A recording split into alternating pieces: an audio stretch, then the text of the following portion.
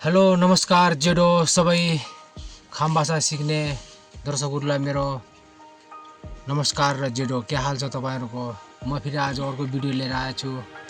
खाम भाषामा साइनो सर्पन कसरी गर्छन् आज म तपाईहरुलाई सिकाउने छु। आउनुस् भिडियो हेरौं।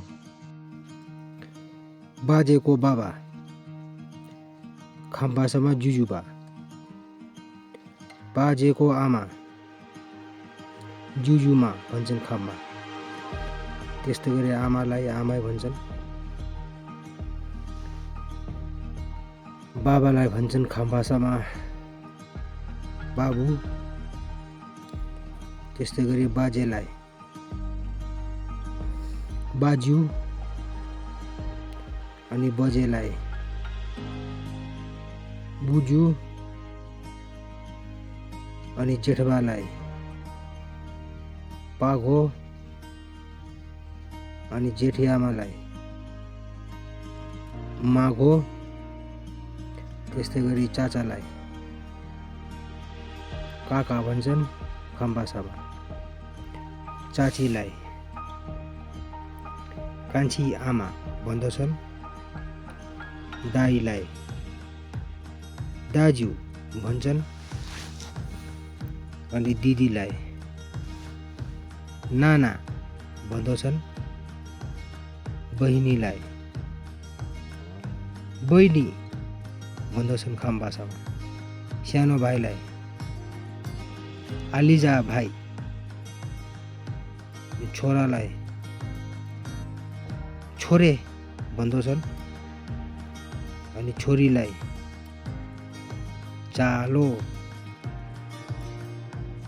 सासूलाई मुजु अनि ससुरालाई मामा, फुबुलाई फुबुई भन्दछन् अनि फाजुलाई बोबो।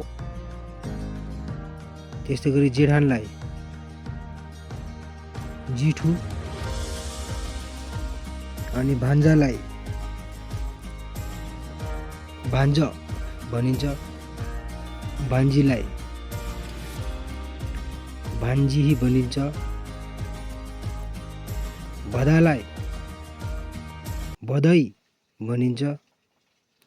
त्यस्तै गरी सालालाई सालाई भनिन्छ अनि सालीलाई पनि साली भनिन्छ अनि भतिजा र भतिजीलाई पनि भतिजा भतिजी भनिन्छ। हेलो दर्शकबिन, तपाईहरुलाई कस्तो लाग्यो मेरो भिडियो कमेन्ट गर्नुहोला, लाइक गर्नुहोला र च्यानललाई सब्स्क्राइब जरुर गर्नुहोला। नमस्कार जेडो।